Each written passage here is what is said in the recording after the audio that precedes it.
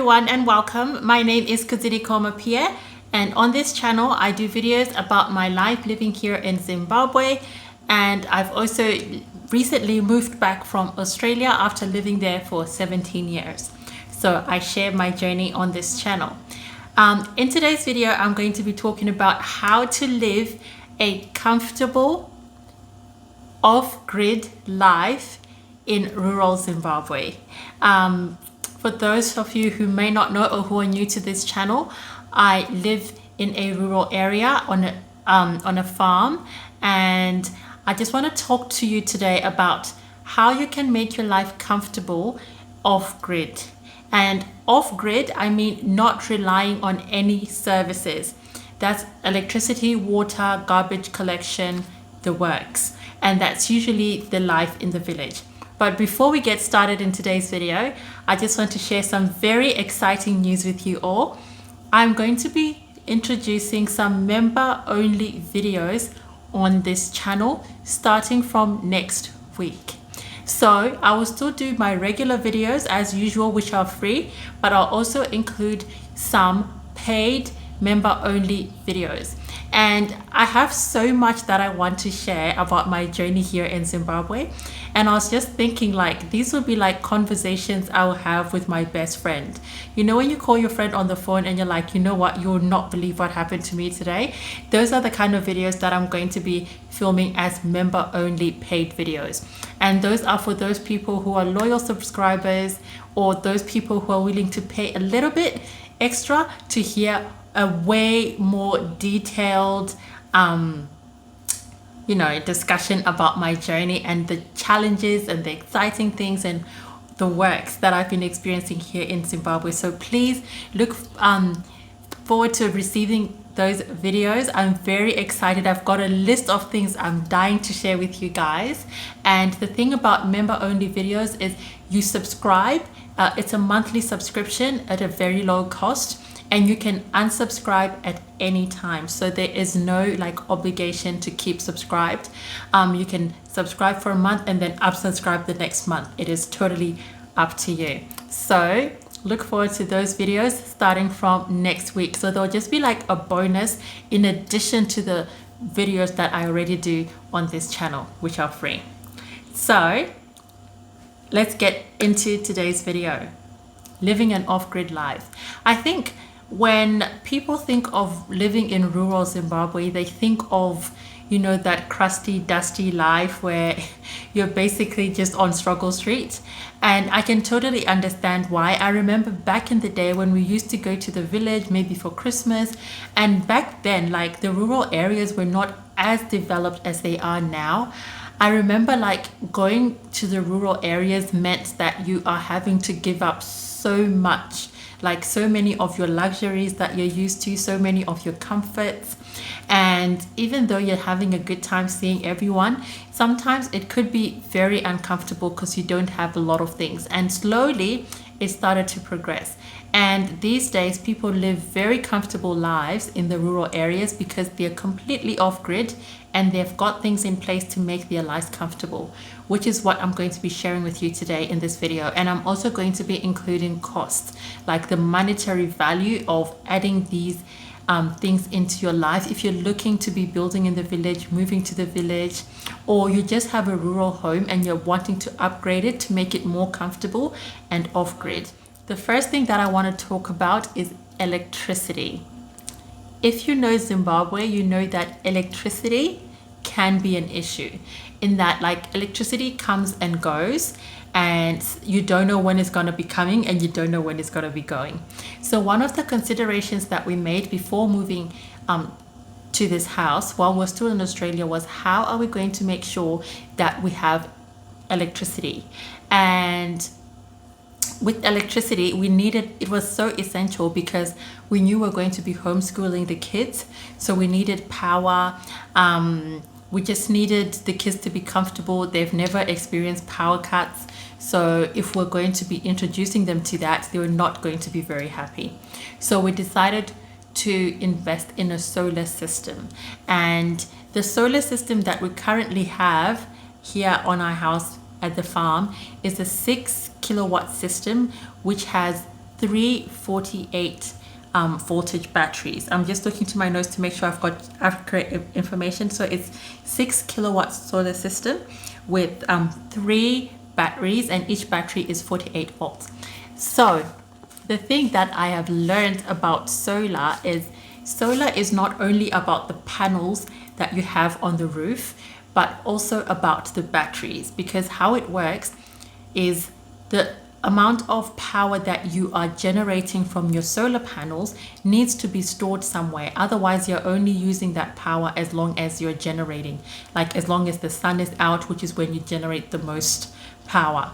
And then in the night time, when the sun is not out and you're not generating a lot of power, if you don't have batteries, you will not have power in the house.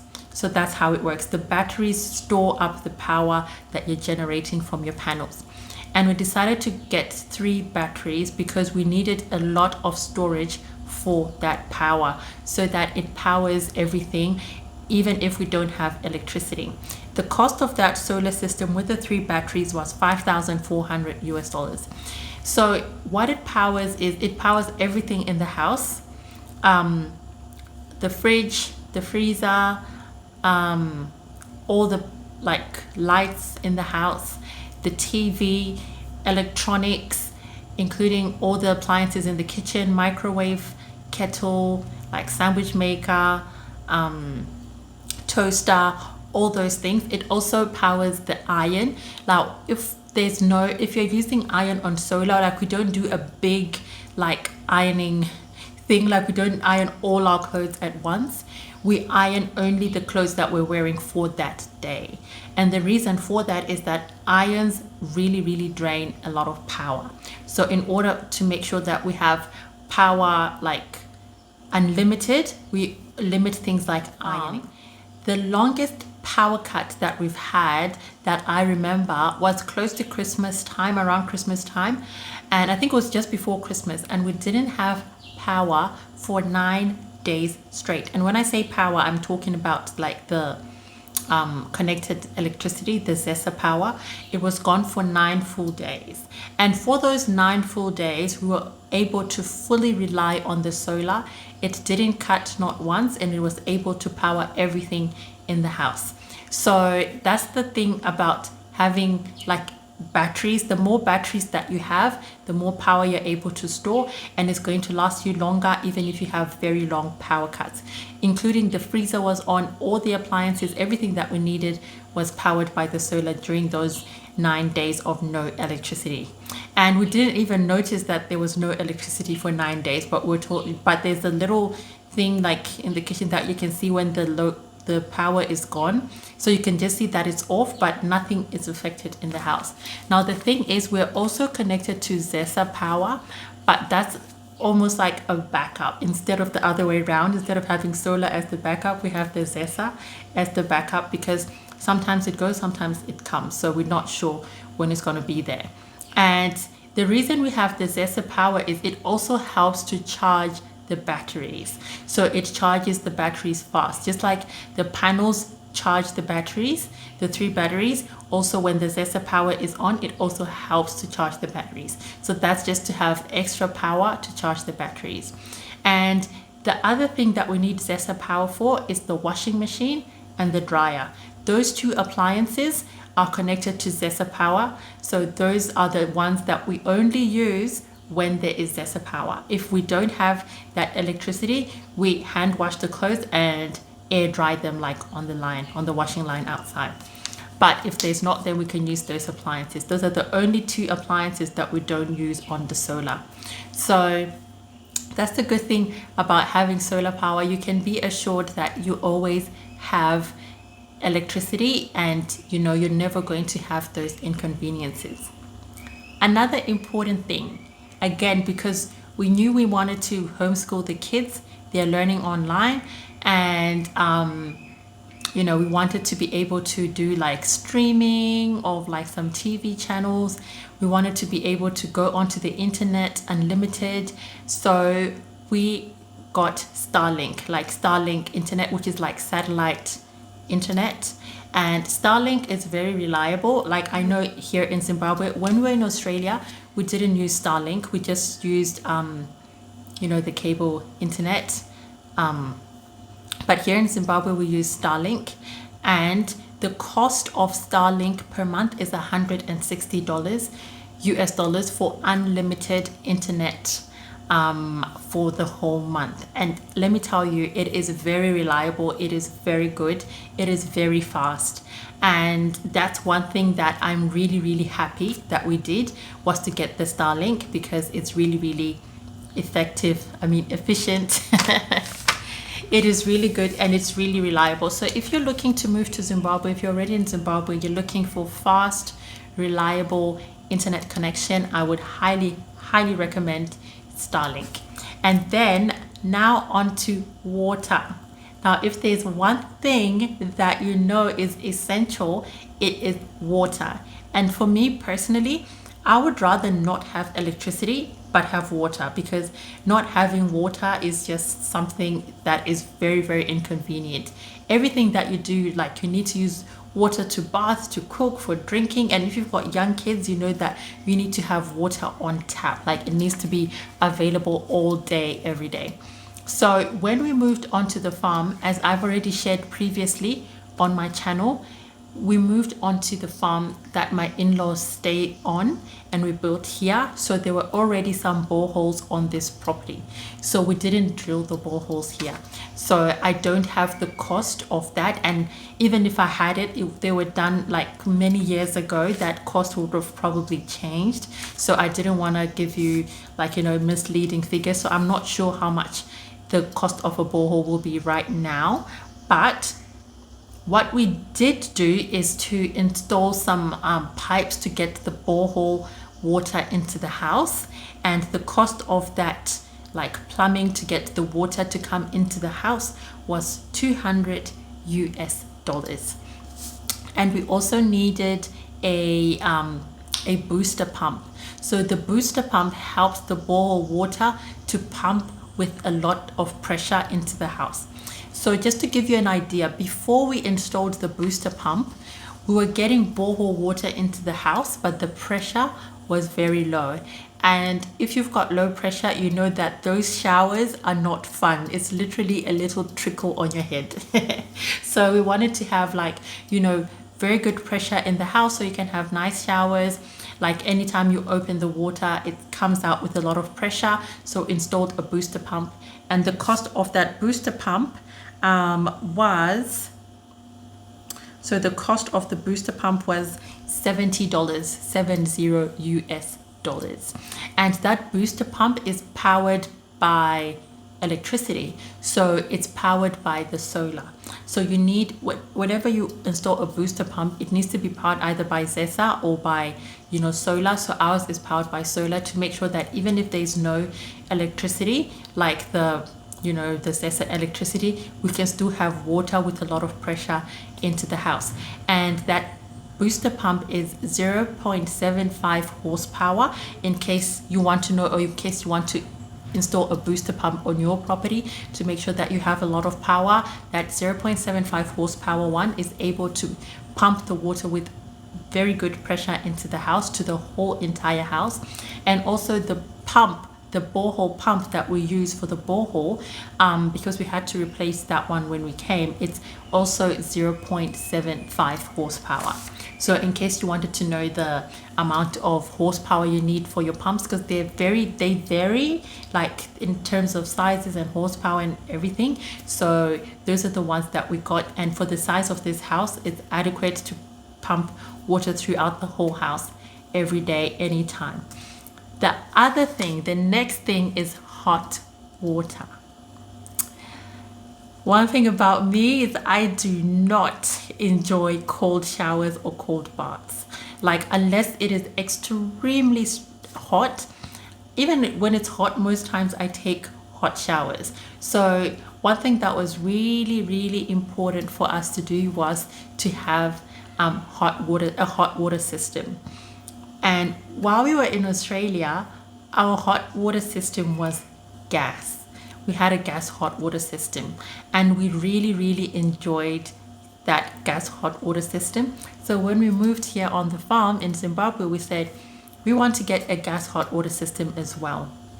Now, a lot of people use solar hot water, but we use a gas hot water system, and I'll just give you the details of that. So the price for the gas hot water system itself was $400, and it's a 16-liter tank.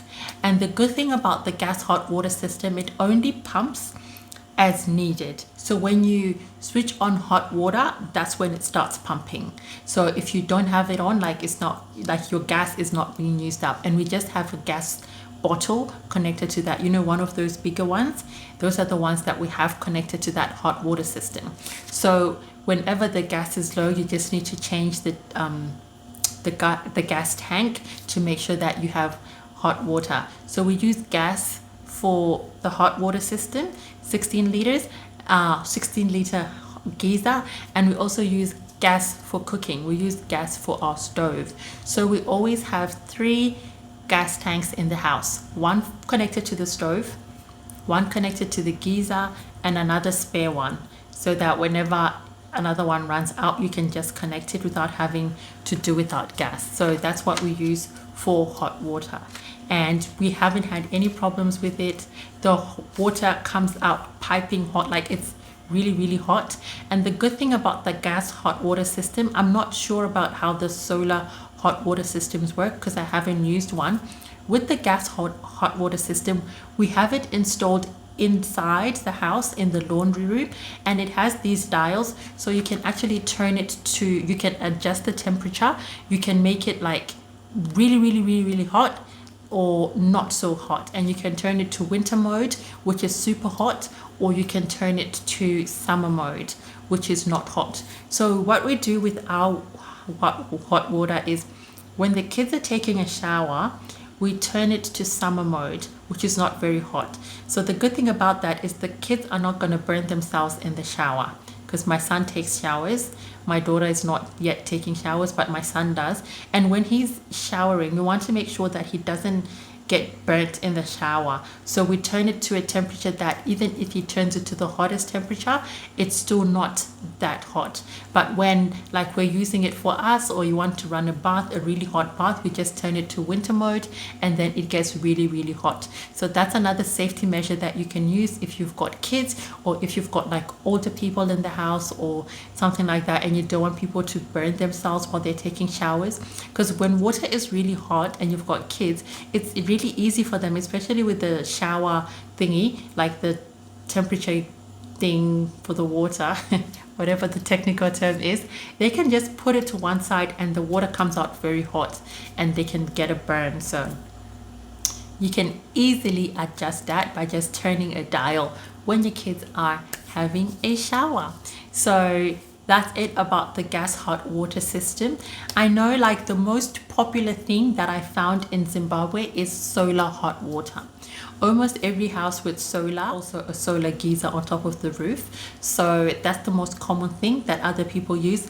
I can't speak on that because I don't have experience on that. I've just used the gas hot water system and it's been great so far. We've had no problems with it. And then the next thing is a septic tank.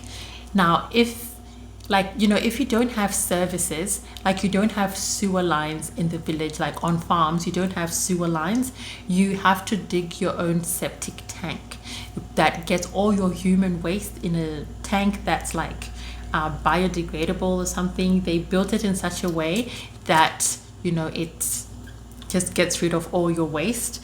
And the cost of that septic tank was around $700. So to dig it and to build it up and have everything that needs to be connected to it, that was the cost of the septic tank.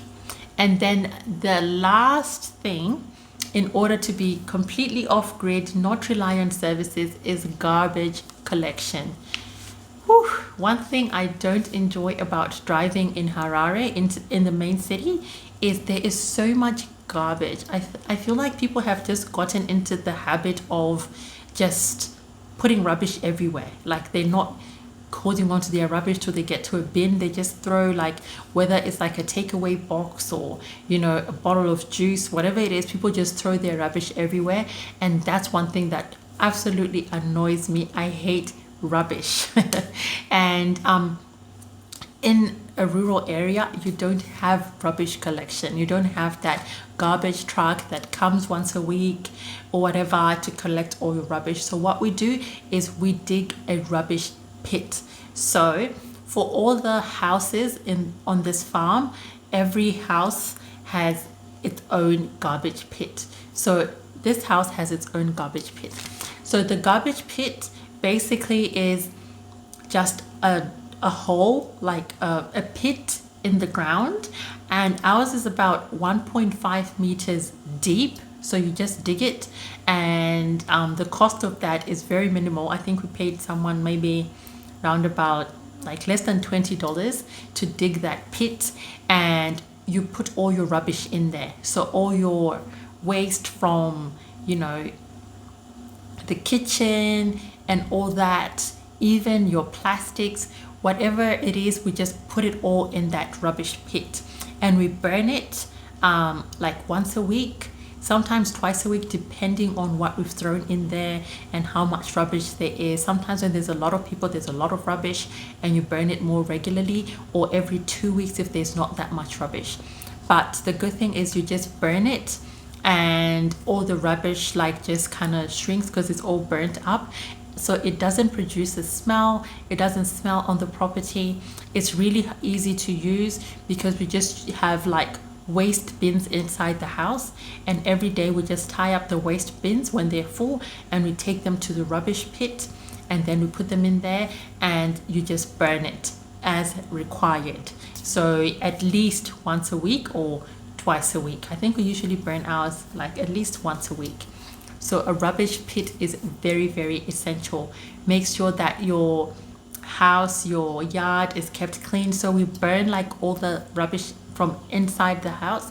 We also burn green waste, like, you know, when you cut the grass and you've got like cuttings, or you trim trees, all that waste goes into the rubbish pit, and you can just burn it.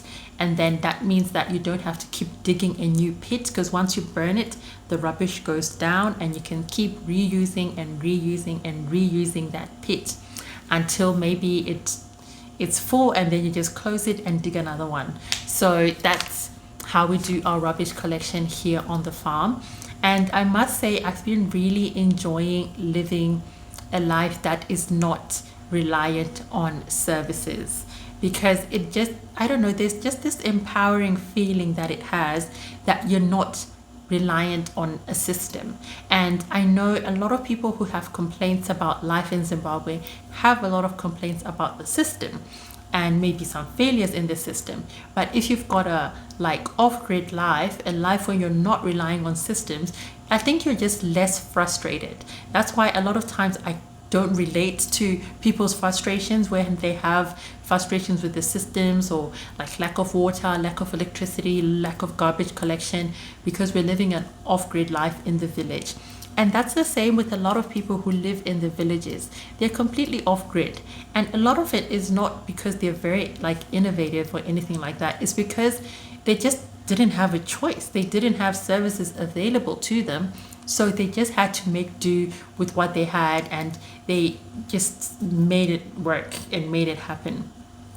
And one thing I've noticed about villages as well is, if you go like deep in the villages, homesteads in the villages are clean.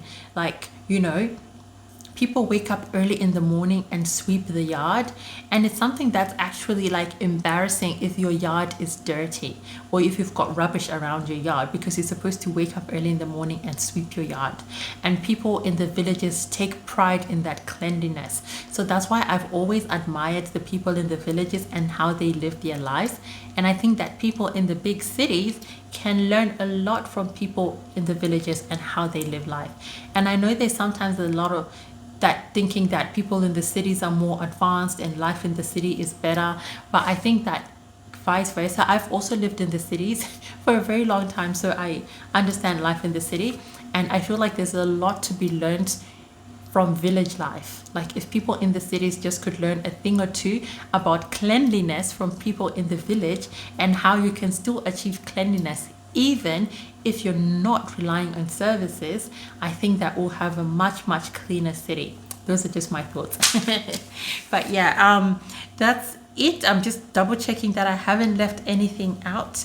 Yep, that's it about my off-grid life in the village, and how you can also build your off-grid life. Even if you're not in the village, even if you're in the city, you can still have an off-grid life and really manage your own waste, have your own septic tank if you've got a big enough like space. I know there are some areas where you can't have a septic tank because of space, and I think, I'm not sure what else, but yeah, you can really have an off-grid life depending on where you live, or you can maybe not do everything, but do what you can to have an off-grid life.